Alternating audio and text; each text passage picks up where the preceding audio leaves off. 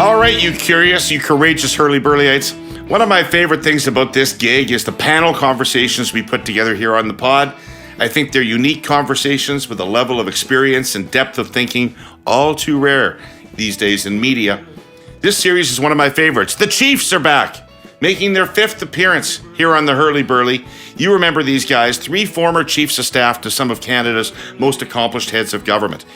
Brodie, first chief of staff to Stephen Harper and central to the founding of the CPC, now professor of political science at the University of Calgary. Topp, former chief of staff to Rachel Notley in Alberta, deputy chief to Roy Romanow in Saskatchewan, one of the architects of Jack Layton's Orange Wave. Today he's a founding partner at GT&co. And Tim Murphy, former chief of staff to Paul Martin, now CEO and managing partner of McMillan LLP. So we struck this panel to discuss the issues from the unique perspective of chiefs of staff who juggle both politics and substance, have to run the government and, in a sense, run the party.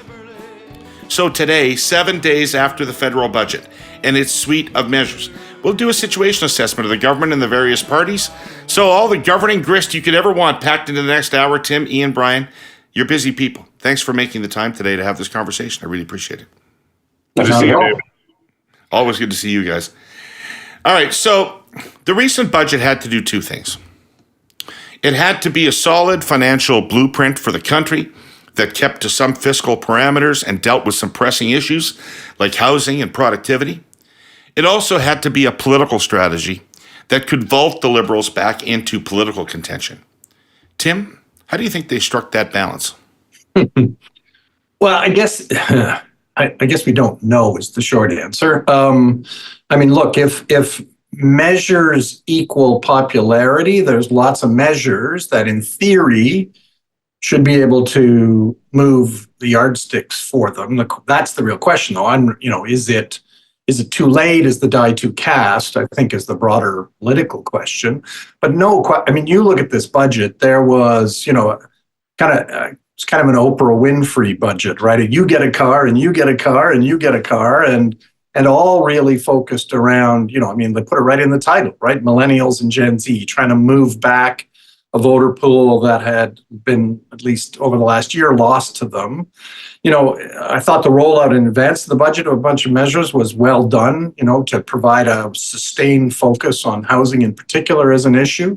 Yep. So I think so if you took the raw polling and said, where are we unpopular and why, they had something to say on everything. Frankly, it felt a bit like a budget written by a campaign team as opposed to a government in truth. And there are a bunch of little things in there I know that are very riding specific, like, Windsor got an urban park in this. Like, well, why would that all have a seat there? I get it. And so, I'm going on a bit long, but I think the challenge, is in one of these podcasts, we talked about how the strategy for the government seemed to be, they were going to walk for a year through the valley of shadow of death and hope to come out the other side. And I guess somewhere through that stroll, they realized they better do something other than just walk. And this is an attempt to do that. To your opening line, I think, yes, there's stuff on housing. Yes, there's stuff on millennial and Gen Z concerns. Can it move the yardsticks? I don't know. Not much on productivity, frankly. I don't think it's not a roadmap for a more productive economy. Fiscal, look, there's going to be, there's stuff in there you could point to that's sort of fiscal, but they've kind of missed every estimate that they've put in any of these documents. So overall, I think it's got stuff in it they can sell. I just worry that the audience may have stopped listening. Ian, what's your take on their attempt to accomplish those 2 objectives, a good budget and a political budget? I thought as far as the political wraparound of the budget, as Tim says, the sort of the pre-announcements before budget day, and then the kind of the political framing of the budget document itself and the speech, this was as good an effort as this government can do. I mean, I think it was whoever did all the execution bits of it did it well. Nonetheless, the substance of the budget does kind of read like a last budget of a government. I mean that in 2 senses. One, there's a lot of grasping, as Tim says, a car for every constituency, an urban park for every target riding, which is fine. This is a tried and true method.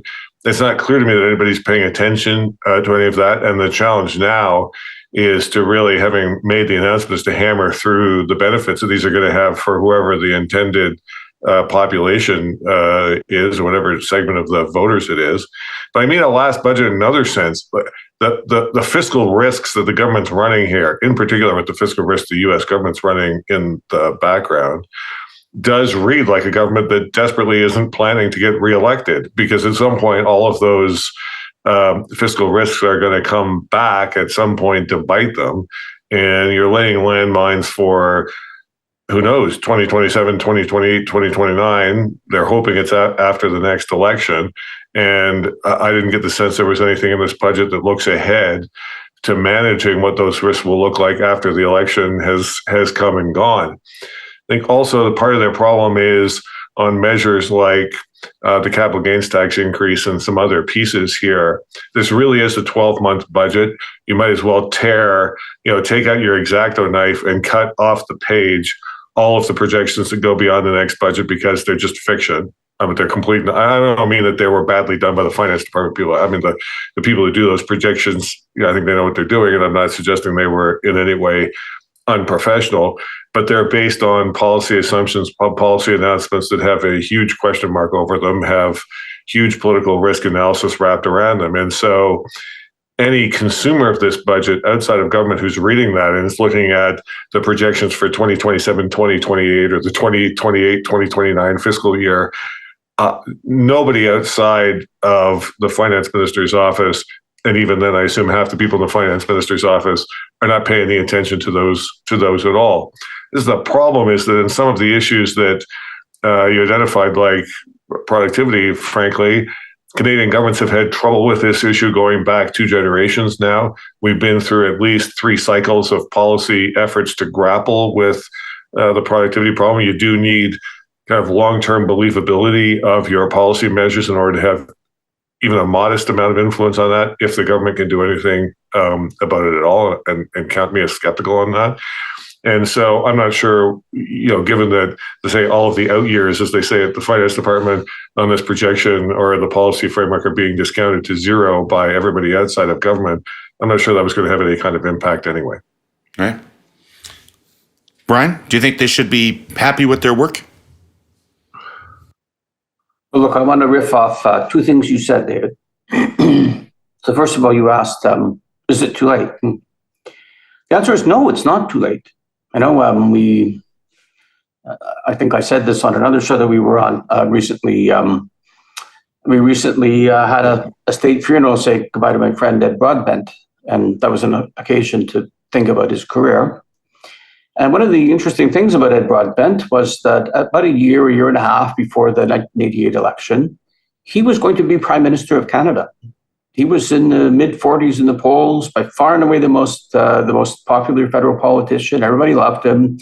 He was being profiled in the New York Times, when the fall of the Mulroney government and its replacement by the Broadbent government was inevitable.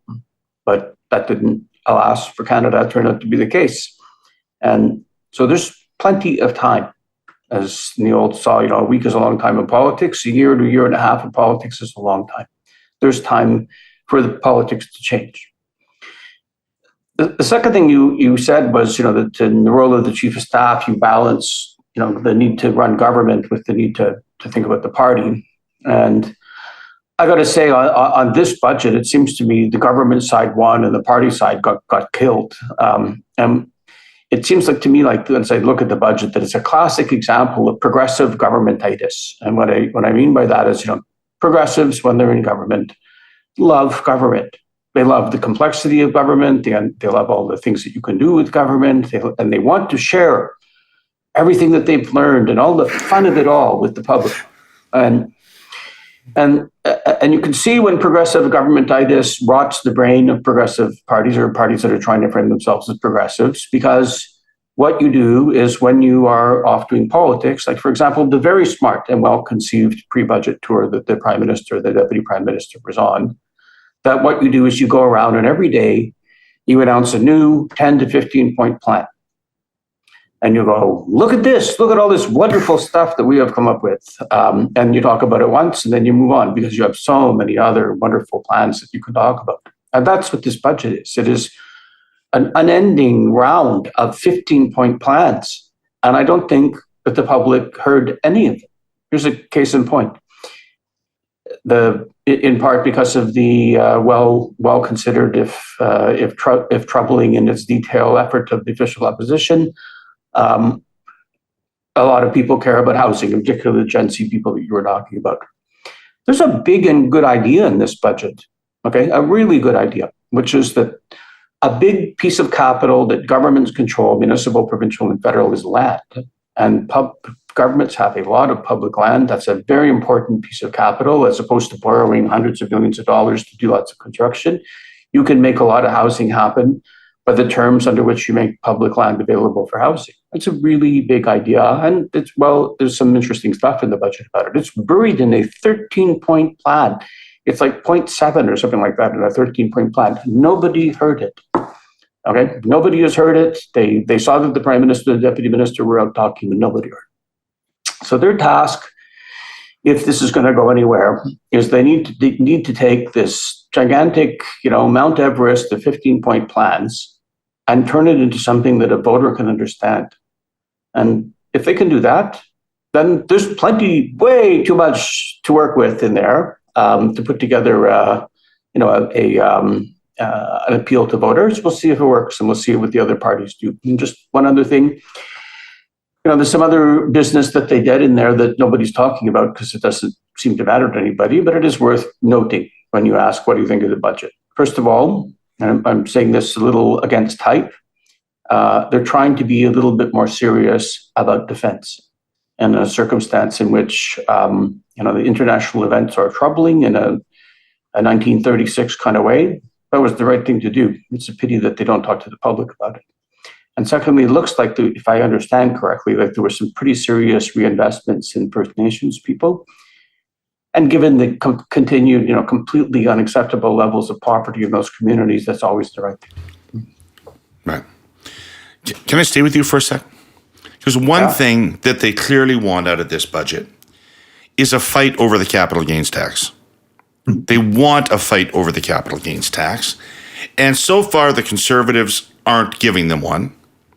And the business community is not really rushing to the barricades on this matter. So what kind of fight do they need, and how can they still have it? Yeah, well, look, I think the thing about the capital gains fight, which is just going back to the way it was in the 90s, right, when it was at 75%, I don't think anybody understands it, other than it sounds like you have to give the government more money when you sell the family cottage, which people who own cottages don't like. So again, they have picked. We're back in the world of progressive governmentitis here. Like people who care about tax policy care a lot about the capital gains, but nobody else knows what the hell you're talking about. And so I see what they were trying to do. I'm sure you lose people right at inclusion rate. I'm sure that's a term that most people are not familiar with. It's like what? Right. Most people don't go anywhere near this piece of the tax. That's why they picked it. It's because most people don't go anywhere near this part of the tax code, but as a result, nobody knows what you're talking about. And because it was, dropped once, and back to my point about, nobody heard it because you only did it once. And the Tories aren't biting. It's gone over badly with a clientele that the Tories aren't interested in hugging right now. The common sense of the common people is not that rich people should pay lower taxes. That's not what's on the mind of the common sense of the common people. And so they're not biting. And so, the Liberals, I don't think, got the fight that they were hoping for. Ian points to some productivity arguments that are being made by people in the business community that is in part about this. And that's technically interesting, but politically, I think it's just a wash because nobody knows what they're talking about. Ian, do the Conservatives not have to respond to this? They can just ignore it? Yes. To be blunt, yes. For all the reasons that Brian set out. Look, you and Tim and I go back to a fight about income trusts and the taxation of income trusts, about which, mea culpa, by the way, on the Conservative side, we got awfully wrapped up about after you guys got wrapped up about it. Well, Brian was there too. Yeah, sorry. Yeah, of course. Yes, this is we're also old here. We remember the income trust fight. In the end, it has an impact on people who use that form of taxation to try to structure their corporate taxes. The capital gains will be probably a little bit bigger than that. But my sense is in the business community of the folks who would be attuned to, who know what the inclusion rate is. I mean, I'm from a family of accountants, so I grew up on inclusion rates, but at the dinner table. But most people aren't. So in the business community, for people who kind of understand the fine-tuned distinctions between a 50% and a 75% inclusion rate and the $1 to $1.25 million lifetime, blah, blah, blah, blah, blah, they're worried about a lot of other things in addition to the capital gains tax. They're worried about a hostility to investment. They're worried about world leaders coming and pleading for long-term natural gas deals with Canada, and the government that says there's no business case based on, I'm not sure what their analysis is, but they don't think there's a business case. And multiply that times 1,000 other concerns. So the folks who are worried about the inclusion rate on the capital gains piece have reason to want rid of the Trudeau government for 1,000 other reasons. And that gives Mr. Poilievre and the Conservatives tremendous latitude to decide where they want to attack the government and where they don't want to attack the government. On this one, look, I don't see that this budget has changed Poilievre's top line, one of 4 or 5 arguments in his YouTube ads for replacing the government at all. And I think that's an indication that the government's budget was not aimed at trying to pull back or to disrupt Mr. Poilievre's election campaign strategy at all. It was fighting other fights with other parties for other groups of the electorate, and I understand that. But I don't think Poilievre paid any attention to the budget at all. Tim, would you abandon this fight now, or would you find? I mean, they wanted they're the rich folks, and we're for the next generation. Do you think that they can, in any way, salvage that fight, or do they just have to wait for next year and find a better bait? So, well, maybe, but I also think, my view, I think a fight with the Conservatives over this was gravy. I think actually underpinning this, if you look at kind of I don't know if you know the Frank Bruni book, The Age of Grievance, about the New York Times columnist, about the analysis of kind of, we're all now looking at the world from the perspective of if you win, I lose, a zero-sum game. We all have grievances. And if you looked at some of the polling about, millennials, Gen Zs, the younger voters, who were important constituency historically for the Trudeau Liberals, they share this view. And so they view themselves, they view rich people and boomers having assets and capital and opportunity that's being deprived of them. So it's a bit of, I want them to pay and me to get, right? I mean, I don't mean to be unfair, but I think there was an element of that. I need to see them pay and me get as part of the attitude.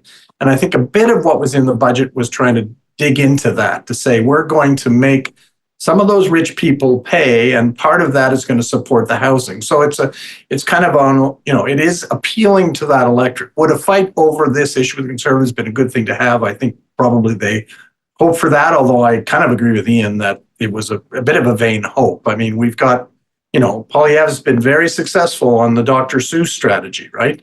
It's, axe the tax, one house, two house, good night moon. I don't even know what his slogans are, but that's all it is, right? And he doesn't appear to need to do anything else. So I think it was kind of gravy to have that fight and to think they have it. But I do think it was structured around this notion that we have 2 stories we need to tell to those voters. One, we have a whole slew of things that we're doing for you. And I kind of agree with Brian that it was almost too many. Like, it doesn't punch through if it's too many. But also we're making some of those people who are hanging on to it for too long with too much, we're making them pay a bit too. Even if it's confusing, the notion that taxes are going up on people who have is a narrative that's helpful in that group. So I do think, now, look, I just want, if I can, David, pick up a bit on Brian's point about that kind of, isn't government wonderful and all the great things we can do if you're, going in, if you don't think government's a bad thing, you enjoy using government. I think there's no question there's some of that in this budget. And part of it is, although I think it undermined the potential of a bigger deal, right? Like, if you really wanted to kind of change the narrative, was there a world in which you say, can we deliver a middle class tax cut in this context as part of a productivity analysis? Or some big story in which we rejig the tax system to allow, Harper did it to government by lowering the GST a couple of points, denying it of the lifeblood of tax revenue. Could you have done something big and say, look, because at the end of the day, what's the best thing to tax consumption? What do rich people buy more? Consumer stuff. And you basically say anyone below a certain point, you actually don't have to pay GST. Everyone else has to pay more. I'm a boy born of the prairies, and I've worked a lifetime in politics and polling. From these experiences, Herle Burlyites, I can tell you unequivocally, the West is not the East. You're smart. You know that. For a few weeks now, I've been talking about CRTC hearings, exploring options for mandating wholesale fiber internet to the premises. Should they do it? If so, where?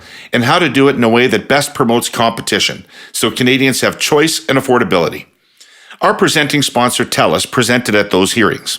One of their key points? Well, the West is not the East, or one broad national mandate does not fit all regions equally. Evidence backs it up. As a result of the pre-existing mandates on copper and cable in Western Canada, subscribers to services provided by wholesalers have increased out there by 17% in the last 2 years. Competition in the West is flourishing in ways it simply is not in the East.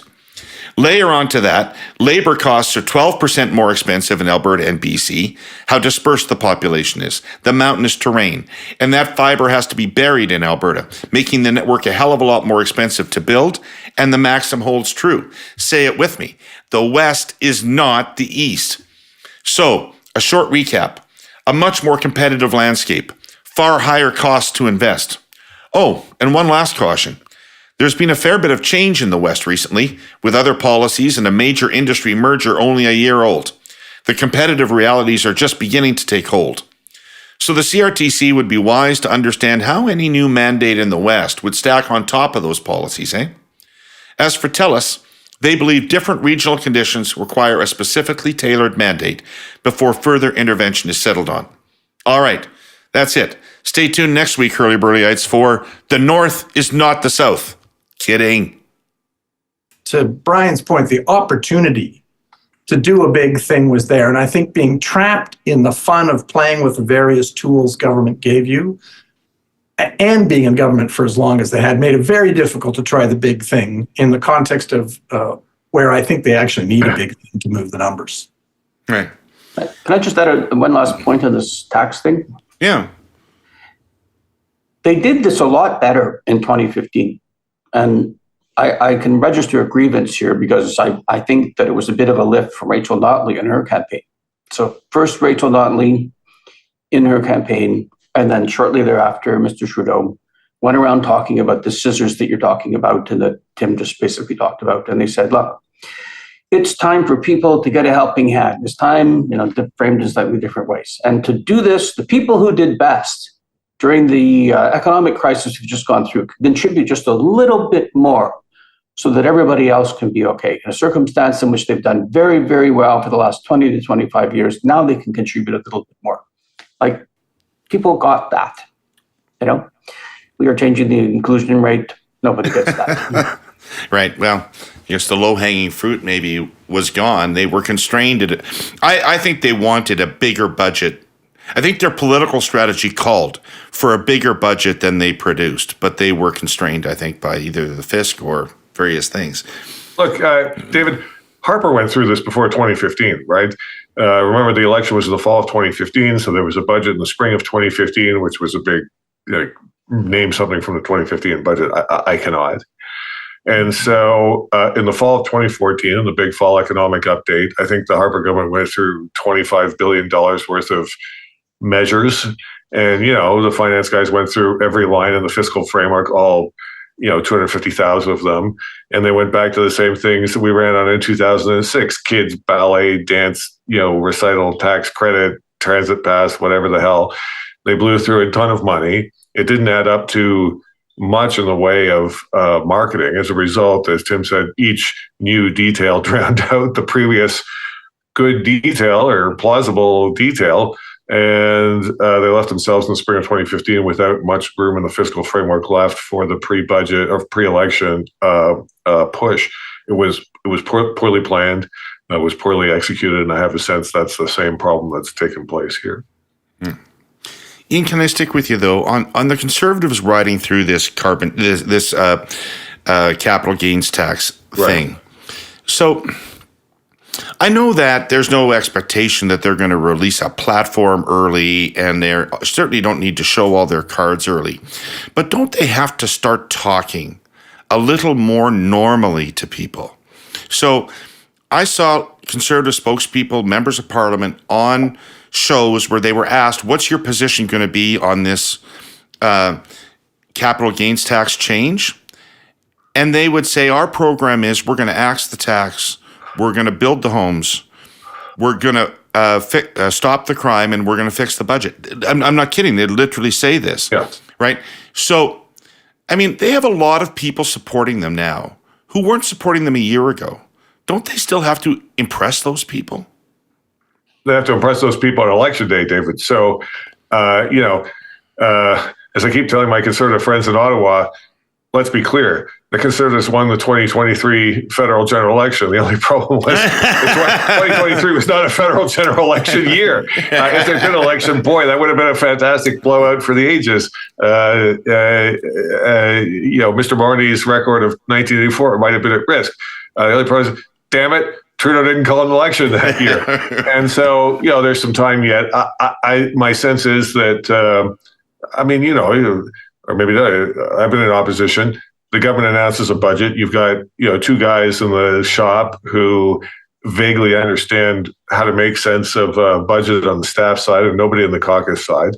And I think it's going to take them the summer to figure out, now that the government has sort of cast in its numbers for the next 18 months or whatever, what does the world look like looking forward to the next election, and what do we have to do at that point? I suspect that between now and the next election, there will be some Conservative erosion in the polls. But for the time being, I don't think that needs to worry them for the reasons that Brian pointed out. I mean, look, 2.5 years ago, if I'd listened to all the polls here in Alberta, Rachel Notley would be Premier of Alberta by now. There was no way even a leadership change was going to change the calculus for the UCP. And lo and behold, the last time I checked, we have a UCP Premier. So, yes, I mean, you're right.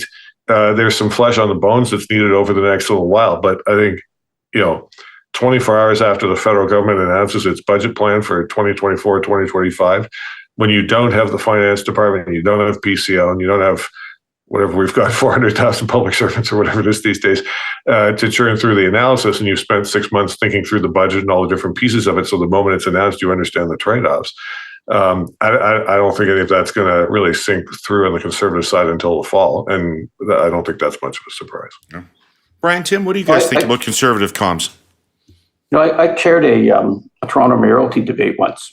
We had a whole bunch of the mayoralty lucky candidates. It was loads of laughs, and we actually got them all to come out to Pinewood Toronto Studios in downtown Toronto and talk about film policy.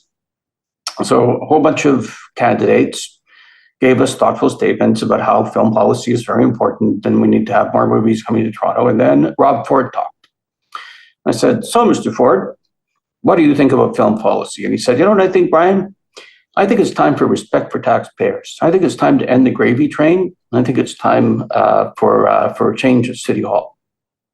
And I looked at him and I went, but what about films? And he said, good question, Brian. You know, I think it's time to end the gravy train in City Hall and to have respect for taxpayers. You know what? I couldn't remember a word that any of those mayoralty candidates said, but I just quoted him like 10 years or so after that debate, and I remember what he said. And so all this to say, I think that's what the Tories are up to. They're trying to just chant earworms that people will remember. What I'm not sure of is whether people are going to look at that and at the end of the day go, this is a team of people in whom my healthcare, my education, defense policy, climate change, and so on is safe in their hands, because they do sound like children. And at the end of the day, does the public want children running the government of Canada? Maybe they do. You need to be angry, though, to go along with, I like what Tim was saying, they're Dr. Zeus government of Canada. And so that's going to be their problem is, can you keep this up? Okay, can you keep it up for what will have to be 2 years that you're just talking like children? And at the end of the day, the public will buy it. Some universe will buy it, but will the winning plurality buy it? I'm not so sure. So I guess a couple of things, one of which is a bit contrary to, I accept the opposition parties don't have the resources to a detailed analysis, but you know what, they could have been ready if they wanted some substantive things to say, fairly quickly. I just don't think, to Brian's point, they want to, or they need to be fair to them. They are, they're at 40% in the polls doing axe the tax, chop the slop, spin the tin, whatever it is, right? And no sign that there's been much deterioration in that number so far. So why would you change the strategy that appears to be working? Plus, I do think, though, maybe I'm a bit Pollyannish, but at a certain point, I do think the electorate will say, okay, what are we actually getting, right? Like right now, I cannot, to be honest with you, predict a single policy that Pierre Poilievre's team, other than on one, he'll get rid of a carbon tax. But on anything else, I don't actually know. And to Brian's point, at some point, I think the electorate, will turn to that issue and say, what am I actually getting? And I think that's an opportunity for the Liberals to create the doubt, both on a personality basis and a substantive basis. And I have to assume, because part of me, when I looked at this budget in that context, was, the reason I said it felt like written by the political team as opposed to the government team, despite the failings identified here, is because it felt like the government said, we need to actually get back to a level where people think we can win. We need to rejuvenate some of our own support. We need to create a potential upswing for us. So we need to have some narrative that makes, liberal universe of voters think that we're an alternative that can succeed. And so what I don't know is then what's the next budget about? What I don't actually get is why the government then came out and said our strategy is to get, 5-point upward swing by July. I mean, I found that kind of astoundingly bizarre to say, here's what we're trying to do, all of this good stuff in a calculated political way, not in a way that was good for Canadians. And secondly, what the heck do you do? It's a test for the Prime Minister, doesn't it? Well, correct. What the heck do you do if you don't meet that bar? I mean, it just, I don't know who thought that was smart to leak that, but obviously not. But all that being said, to go back to the point, I just think there's no reason for the Conservatives this far out from an election, in the context of being as popular as they are now, to do a single thing different than that which they're doing. Right. Remember back in 2008 when Barack Obama said, if you've got a business, you didn't build that? It caused an uproar because in America's culture of rugged individualism, business owners like to think they are entirely self-made. Obama was telling them that they wouldn't exist without public infrastructure built by taxpayers. And so it is here in Canada. Trucking, for example, is highly subsidized simply by the creation and maintenance of public roads. Shipyards are to a great extent wards of the state. Airlines fly out of passenger and freight terminals built by taxpayers, and so forth. Railways, though, are a different matter. They are the titans of our supply chains, and they literally and figuratively pull their own weight. Our sponsor, CN, plows billions in revenue back into its network, building and maintaining tracks and bridges and crossings and rail yards, buying new locomotives and rail cars, and investing in innovative technology to keep its employees and the communities along its network safe. Canadian railways are heavily regulated, but receive little to no public money. The journalists covering last week's federal budget, had they looked, may have noticed there was no spending earmarked to help improve Canada's supply chain fluidity or rail safety. To be clear, this is not a complaint or sort of a pitch for government money. It's merely an acknowledgement of reality. Okay, all right, well, let's take our gaze at the other party, Tim, and I'm going to stick with you and ask you to start off. How and when do the NDP get the fuck off this train? There isn't really anything in the budget that would justify them voting against it, given what they've supported up to this point. So this budget doesn't look like the jumping off point, but they need a wedge to get away from Trudeau.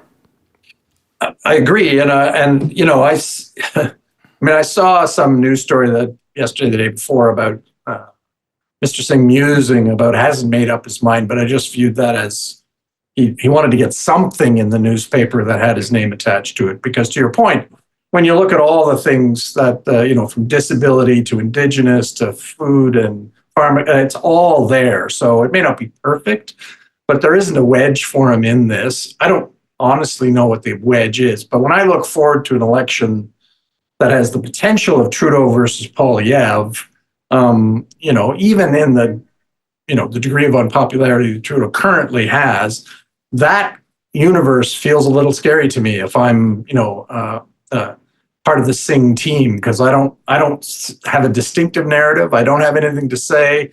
The progressive side is owned by the Liberals, frankly, right now against the Conservatives.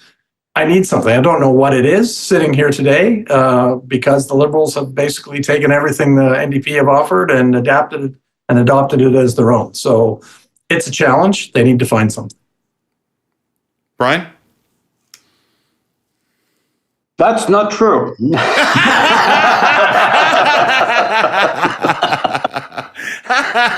All right, here we go. Well put, brother. But let us go into the alternative universe of the way that the Democrats see the world and see what that sounds like. So first of all, let's say this. At 18 to 20%, roughly, in most federal polls, Singh is doing just fine for a federal NDP leader, okay? Jack Layton tended to be bumbled between 16 and 18 for most of his career. Singh has actually got better polling numbers. You know, Tommy Douglas used to get, 14, 15% of the vote. So let's start with expectations inside Team Orange at the federal level. Singh vote is holding up. And that's unusual for the balance of power party in a parliament that is done in accord with the government. If we think of the Liberal Democrats in Britain, for example, they had collapsed by this point in the political cycle and were in single digits and about to get clobbered. So they're holding up pretty okay. And what isn't happening is the conversion of the NDP vote over to the Liberals. Quite the contrary. There have been some federal polls recently that had those two parties within single digits of each other. One big change, and they switch places in the federal polls, and then everything is very different from the perspective of the progressive universe. Let's start with that. In terms of how they see things, look, there's no reward for the federal NDP in joining the Tories in trying to out-anger the electorate against the government that is doing a lot of things that they want. Okay, you can't compete with the Tories for being angry. If you want to be angry, there's an angry party. Okay? If you want to talk in nursery rhymes, there's a nursery rhyme party, and there's no point trying to compete with them. That's their franchise. So what's the NDP franchise? The NDP franchise that worked the best in their history was the Layton 2011 run, and that was work together to get things done. In Quebec, it was travaillons ensemble. Okay, and that theme, which is a broad appeal to progressives, works really well at the end of Liberal governments when progressive voters are looking for an alternative and they look around and they don't want to vote for the angry guy talking in nursery rhymes.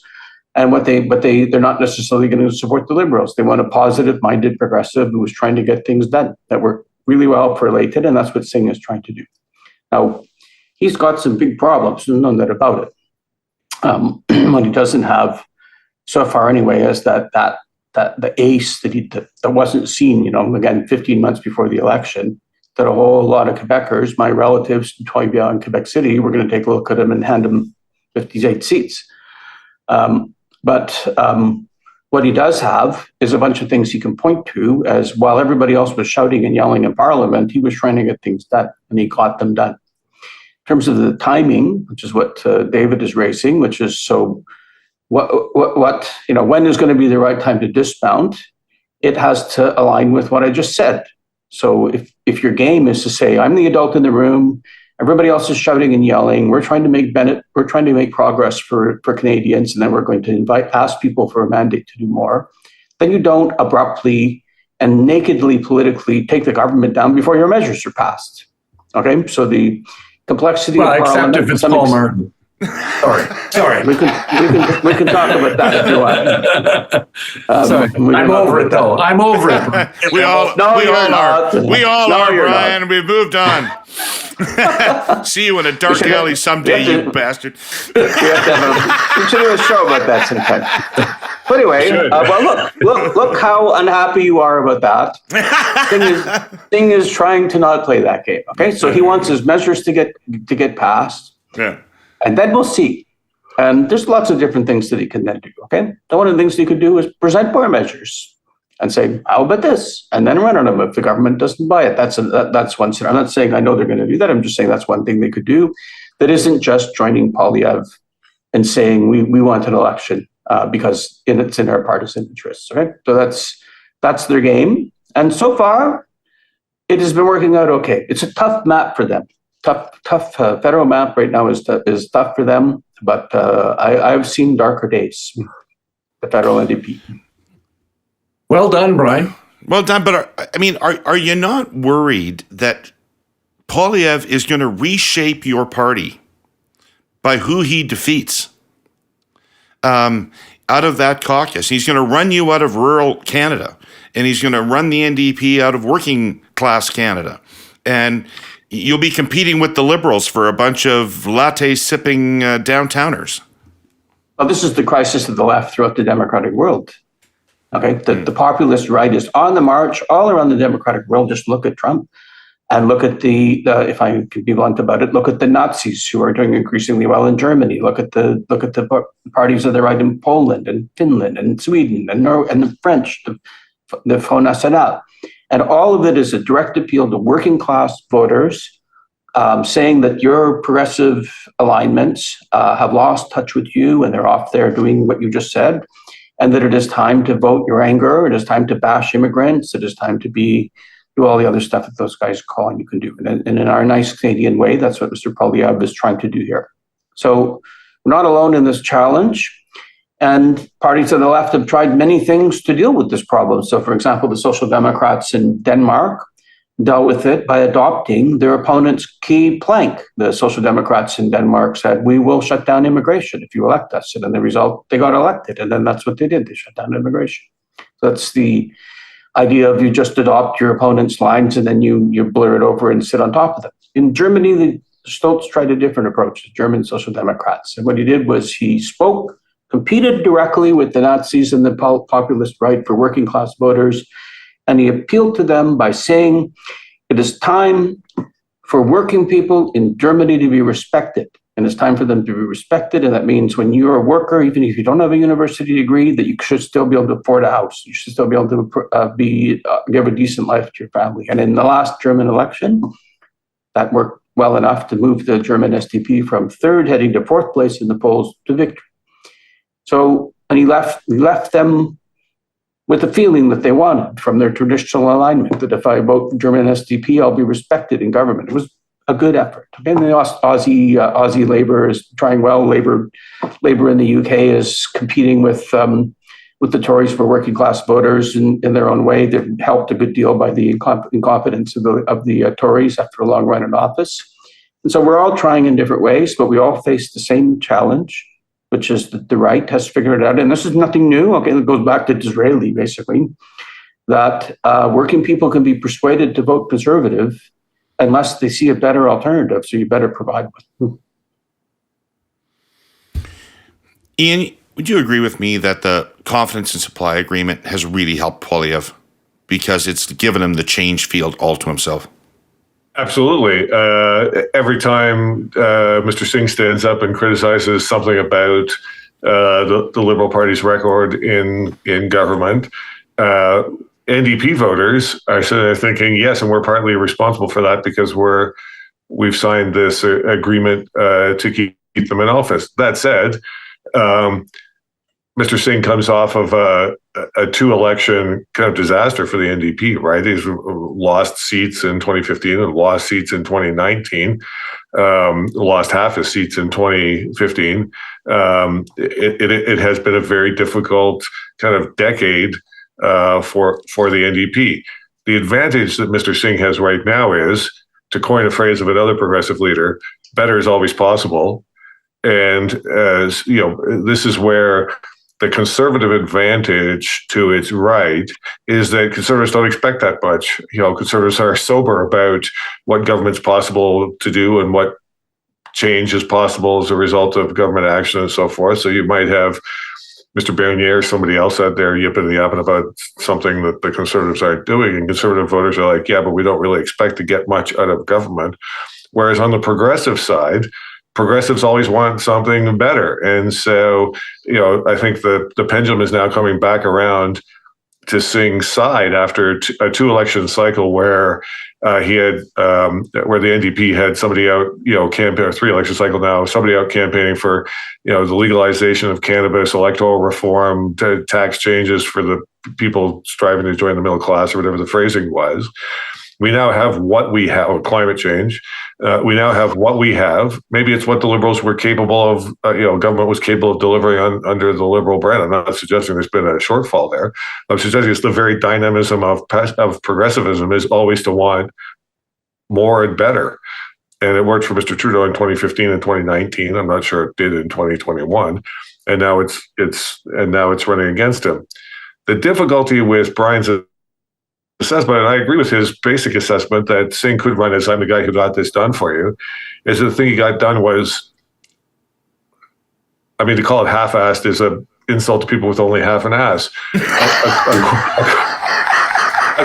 quarter-assed pharmacare plan that, if you've got diabetes and you didn't have any other way of paying for the drugs and you wanted, contraception to another way to pay for the drugs, great. Okay. I get that.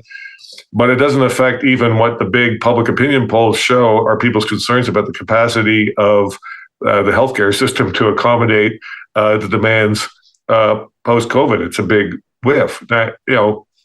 He aimed at it 3 years ago for a reason or whatever, and the Liberals have gradually bargained him down from a Medicare that was going to change everything to a Medicare that might change on the margins some issues for people with diabetes or some issues for people with contraceptive needs, but that's a long way from better is always possible. At what point do they get off here? I think the better is always possible is the way off. I was frankly surprised over the course of the past month as it became clear through the Oak inquiry that the Liberals knew that Jenny Kwan was being targeted by Chinese political foreign interference in two election campaigns and did precisely zero about it. If I were the NDP, I'd be furious about that. I don't know what's going on behind closed doors, but I was surprised to hear precisely zero from Mr. Singh about this, given that it was one of his MPs that was on the target list here. Brian's right about the angry side, but if we're going to talk about income trust, we're going to talk about the Martin government's defeat in 2005. Let's go right back. When Reform Party Canadian Alliance took on the Conservative merger and took on the Conservative branding, we knew, and Mr. Harper was well aware, that meant that a series of what had been solid Reform Party ridings from Skeena Bulky Valley all the way down through the central part of British Columbia, and some seats in Saskatchewan and some seats in Northern Ontario that were competitive for us were going to be lost. And for 10 years, I don't even know what the names of those ridings are anymore because we didn't pay any attention to them. The Poilievre target riding list now seems to include a bunch of ridings in the Hamilton area and a bunch of ridings in British Columbia that haven't been at play for the, haven't been for the Conservative Party for a long time. Haven't been competitive except for the NDP since that 2004 merger or post-merger election. And that is trouble because, Brian can be dismissive about, angry kindergarten politics. It's the language of people who live in Skeena Bulky Valley. I don't think it's kindergarten. It's the language of people who live up in Terrace, British Columbia, and in Charlie, what's his name's riding in Northern Ontario, and Cochrane, and so on and so forth, in the Hamilton area, and so on. And if we come to a year from now, housing is still the most expensive it has been since Confederation in the history of the country. That people are still worried about filling up their gas tank and still worried about buying vegetables at the grocery store. Whether you call it anger or whether you call it Mickey Mouse language or whatever, it's going to be potent. And the NDP's got to get their better as always possible branding around that. Okay. Tim, I want to just change subject a bit and draw on the threes of yours real governing experience, try to demystify something. The Liberals have executed quite a pivot on housing. They've gone from a very passive positioning on it, where the Prime Minister was even saying it's not really our job to do this, to hyperactivity.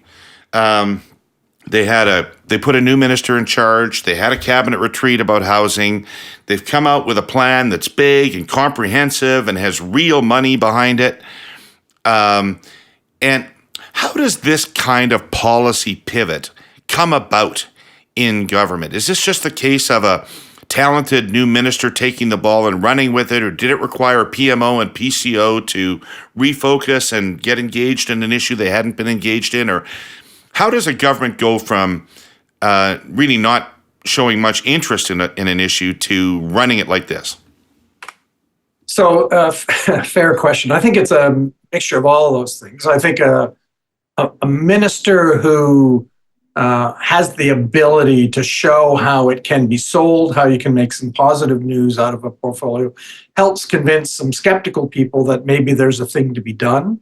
Because frankly, Sean Fraser walked into some things that had been announced well before and turned them around into, social media and otherwise opportunities for the government to say, at least we're doing something.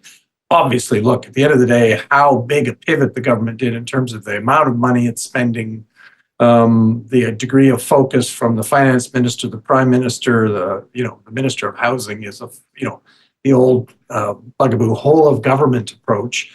But they also needed to convince, some skeptical bureaucrats. As you may remember, David, long ago when we first started to do the gas tax transfer, to municipalities, that took a lot of hard slog inside government to convince, federal bureaucrats to, frankly, to be involved in something that was a direct transfer to municipalities around provinces in an area scope that the government had been, hadn't really been in and involved in.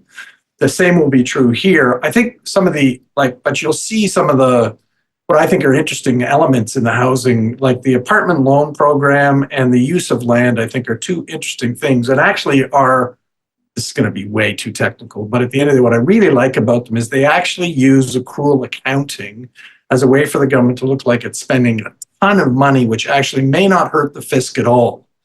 Because actually you're turning, an asset that's in one form into an asset in a different form.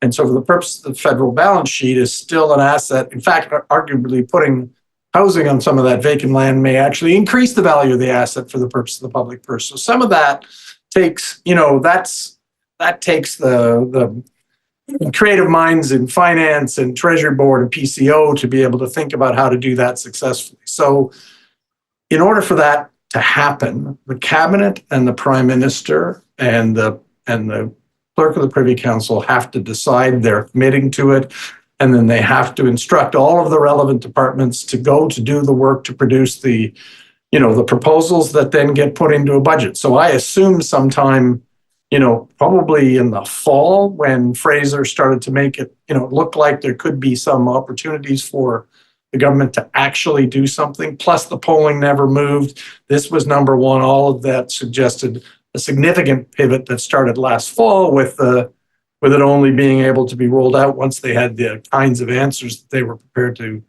roll out in the context of the budget. So it's a long process, but it requires direction from the center. And Brian, how important on an issue like that is the minister? Well, I think the minister can be pretty important. So let's just remember that government has been in the housing business. This government has been in the housing business for quite a while. It had took a pretty big throw at housing about 5 years ago. 2017, yeah. 2017. Yeah. But it was all basically in the world of Bill Monroe, God bless his soul.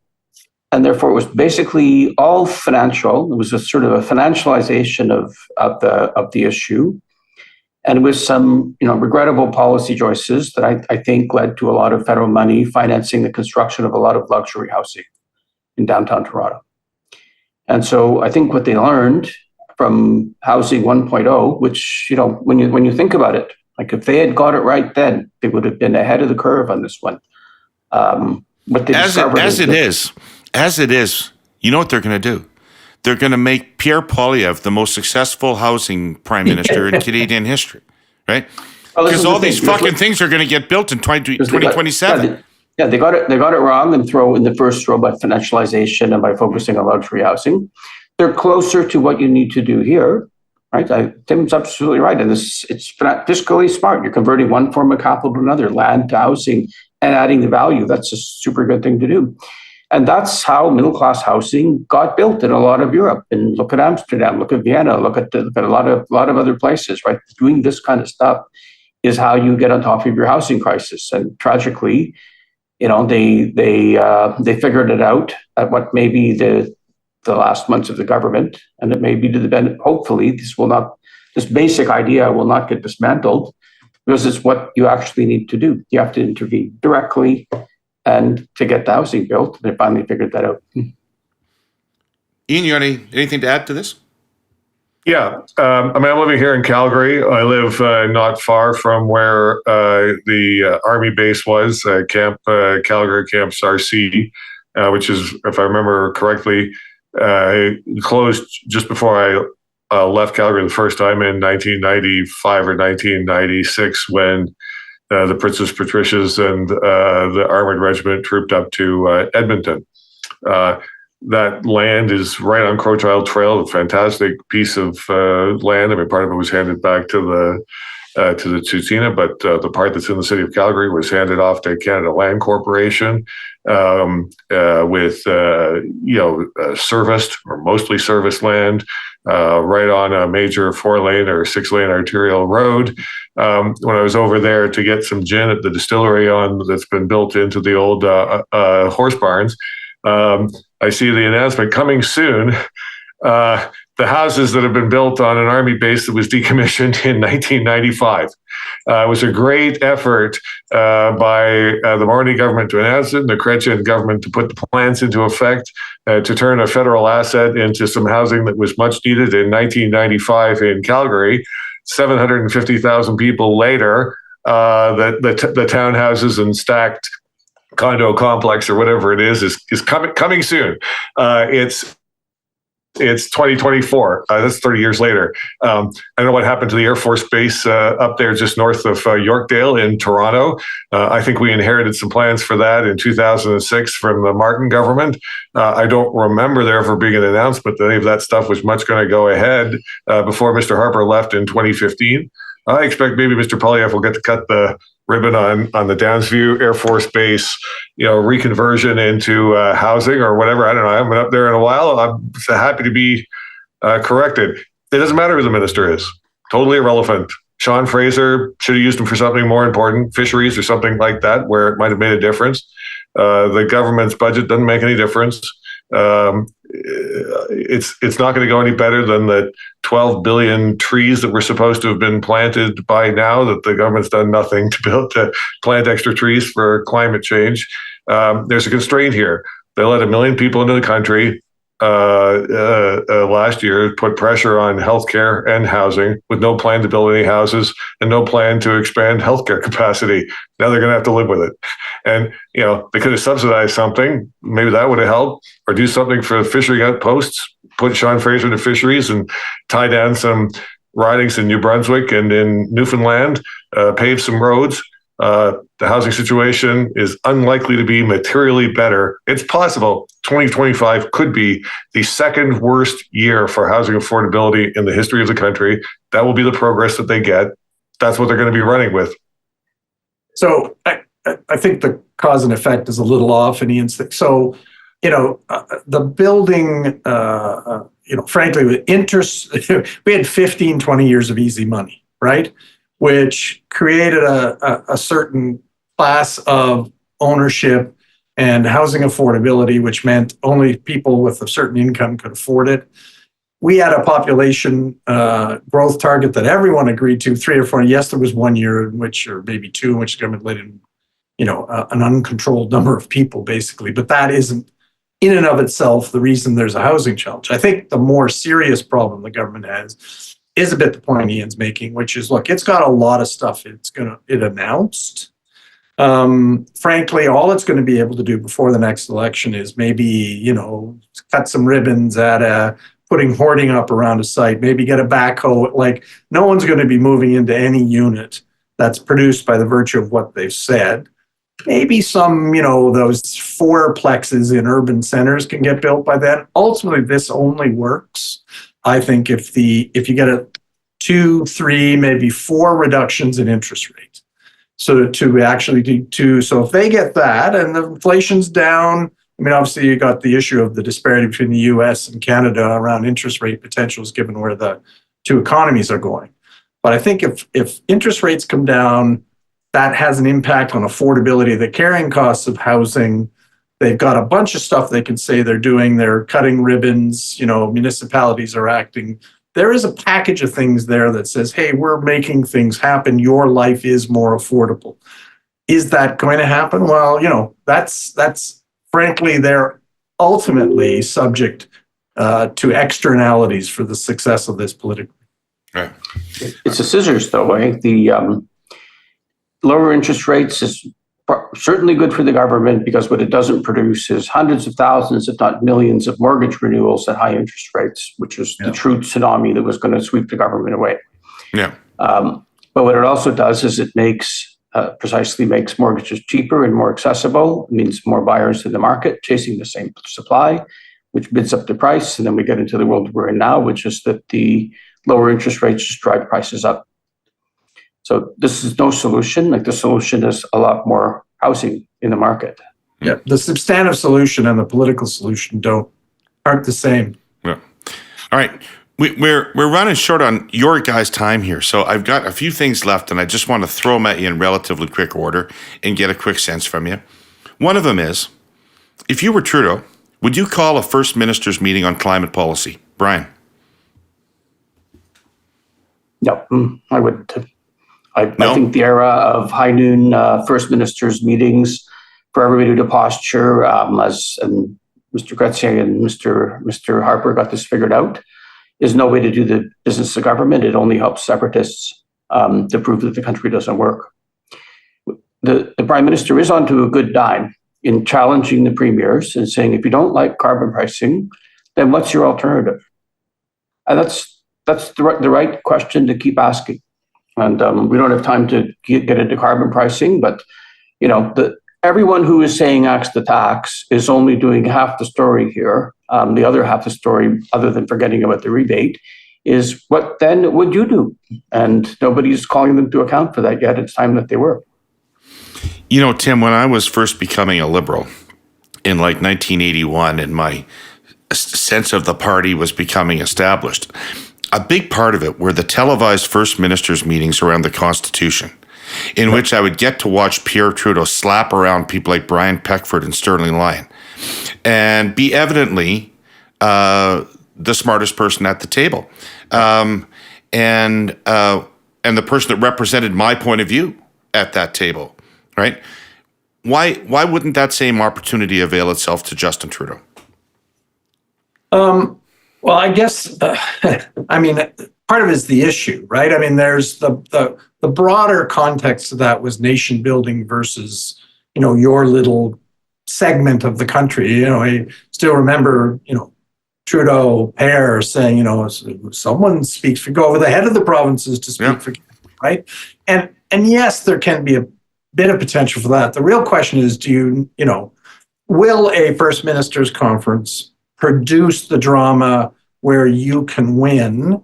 Not clear to me that would happen around this issue. I think, the issue is pretty publicly well known. You've got a carbon price and a rebate. Yes, they don't have a lot of alternatives. For me, the question is, does he get the advantages, to Brian's point, of the absence of an alternative without the big national platform? And what risks come with the national platform? Maybe it doesn't come with a lot more risk than he already has. Part of me thinks at the end of the day, what they're missing in the story is selling the rebate. Not clear to me that the First Minister's Conference creates as much of an opportunity to sell what's missing in the story. Okay. Ian, what do you got a thought about this? Yeah, I do. I mean, my general rule here of thumb is never call a First Minister's Conference, period, on climate change and anything else. I think I remember watching in the opposition leader's office, you guys with the premiers at 24 Sussex on the healthcare deal to save healthcare for a generation or whatever the hell it was. I can't remember. And I sat there and looked at some other staffers and said, if we ever get into government, let's never do that. And when we got into government, pulled aside some public servants you know well. I won't name them since they're public servants and they're anonymous, but they were practitioners of the Federal Virtual Arts. And I said, just so you know, we watched that on television and said, we are never doing that if we win. And both of them looked at me and said, that's good, because we were sitting in the basement saying, in the event that Harper guy ever wins, we should recommend he should never do this. So they're all on the same page. That said, if you're going to have the drama like that, you have to have something to announce. And I think the path is actually fairly clear here. It's not the carbon pricing is one thing. It's all the stuff that doesn't have a rebate attached to it, right? It's all the mandates for this, that, and the other thing by 2035, which are crazy anyway. Net zero power generation and EV sales and all this stuff. Those are the costs that people are absorbing or are going to be absorbing over the course of the next couple of years that aren't covered by the carbon tax rebate, as the parliamentary budget officer has pointed out. The problem is the government has set now over the course of the last 8 years this framing around climate change. Climate change is going to cost you a pile of money, and there is no benefit to it. And they're right about that. You know, wildfires continue, poor smoke conditions continue. China continues to increase its carbon dioxide emissions at an exponential rate. We've done our part, and they have not. So I would say calling a First Minister's Conference might be a good idea if the Prime Minister were going to say, look, we're not going to have any more 2035 deadlines. We're going to have a 2050, 2060 deadline, and we're only planning to meet that if everybody else meets their carbon dioxide targets, or carbon emissions targets as well. Because otherwise, we're paying tens of billions of dollars for this sort of thing, and yet the forests continue to burn. Okay. Next question. Tim, start with you about this. The Prime Minister made some news at the Foreign Interference Inquiry when he said that he didn't necessarily read every word of every intelligence document that was given to him, and that if you really wanted to ensure that he knew something, you would tell him personally. Is that normal, or did that surprise you? It actually doesn't surprise me, to be honest with you. There's a lot of paper that crosses the Prime Minister's desk. I guess at the end of the day, it depends on kind of what it's stamped with and how it's framed. Certain kind of papers you'd always read. So, but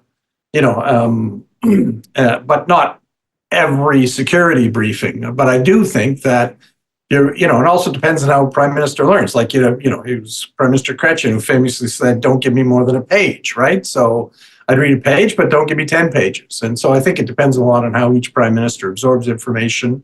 I think the challenge a bit is we had Katie Telford say that he read everything, then he came out and said, I didn't read everything. So that's a bit less than ideal. But I do think the notion of really getting the nuance and importance of a security issue through, an oral briefing makes some sense to me. I mean, look, when I was in that chair, I'm sure the same for you, and I met with the National Security Advisor weekly, right? And yes, there was paper, but at the end of the day, it was really the discussion that highlighted the things that I needed to know on the Prime Minister's behalf in advance of the meeting with the Prime Minister, in which those things were highlighted. So, Paul, as you well know, would read every piece of paper and then have the discussion. So that was the nature of him. So I think it depends on the individual. But I think at the end of the day, it's the nuance of the oral briefing that I think provides a flavor that written can't always. Ian? I think this issue of how the Prime Minister gets briefed was a very capable misdirection by the Prime Minister and by the Prime Minister's staff, because it's not really relevant. What's relevant is David Vigneault, the CSIS director, came back, was called back to testify again following the Prime Minister and Mr. Broadhurst's testimony at the inquiry. And he was quite clear. Everybody in government knew, because he'd briefed many, many times in private and had said in public, that foreign interference in Canadian elections was a low risk, high payoff strategy for certain foreign governments, that he had briefed everybody in cabinet, individual ministers, and the prime minister that Chinese efforts during the 2019 and 2021 election were focused at Kenny Chiu, Jenny Kwan, and then in 2021, the Aaron O'Toole National Campaign. The mechanism that was set up by Mr. Trudeau to take care of all this did precisely nothing. Didn't even tell the people who were the targets of this inquiry. Jenny Kwan should be furious. Kenny Chiu, I know, is furious. Aaron O'Toole was on the stand, is right to be upset about it. The only example of foreign disinformation that got any kind of action from this government was some crazy website from Buffalo that said something about Mr. Trudeau's time as a school teacher in British Columbia. And that triggered action from the clerk of the Privy Council and on behalf of the clerk of the Privy Council to Facebook to shut it down. So that, I think, is the crucial headline from this foreign interference inquiry. The entire mechanism of that Mr. Trudeau set up to protect elections from foreign interference protects the prime minister from foreign political interference, and the other opposition parties hung out to dry. Mr. Vigneault said it continues to be a low risk, high payoff strategy for governments like China. And as soon as he said that, 24 hours, 48 hours later, the government leaked that their Deputy Minister of Foreign Affairs is going to go to Beijing to try and pave the way for the Foreign Minister to make a trip to Beijing.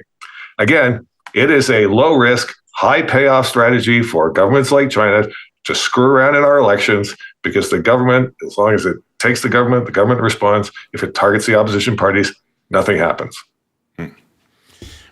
Brian, there's lots of people that like to leap on what Trudeau said about not reading the documents because people are always looking for evidence this guy's not doing his job or he's not very interested in his job, that kind of thing.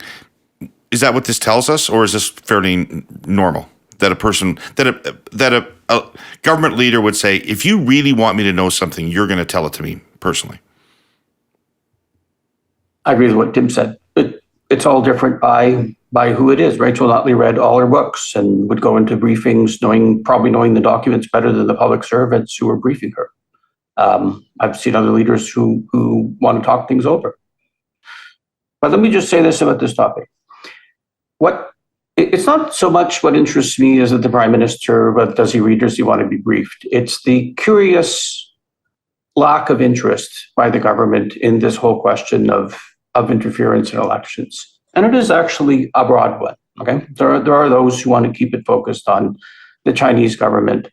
There's lots of interference in Canadian elections and in Canadian politics by lots of actors. And the question of how is Canadian politics funded and how are third parties funded is one that we should look at again. To his credit, Jean Chrétien was the last Prime Minister to really take this question seriously, and they did a major public financing reform to try to deal with it. And then we have mostly, forgive me for saying this, but because of Conservatives, we have, while they're making all this noise about Chinese interference, are cheerfully cutting back all the rules that were put in to limit interference in elections. And so it's an interesting question and merits another look. Who finances political parties?